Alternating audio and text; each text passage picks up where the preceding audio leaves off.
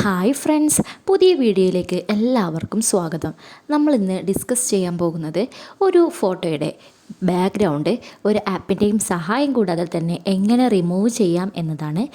അതിനായിട്ട് നമ്മൾ ഗൂഗിളാണ് എടുക്കേണ്ടത്. അതിൽ ബാക്ക്ഗ്രൗണ്ട് റിമൂവ് എന്ന് ടൈപ്പ് ചെയ്യുക.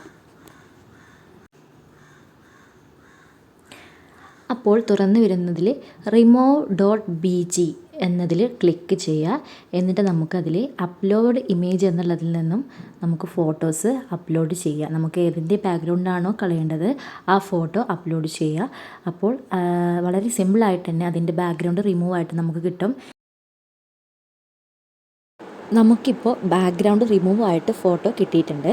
ഇനി നമ്മുടെ ഗാലറിയിലേക്ക് ഈ ഫോട്ടോ സേവ് ചെയ്യാം. അതിന് ഡൗൺലോഡ് എന്ന ഭാഗത്ത് ക്ലിക്ക് ചെയ്യുക.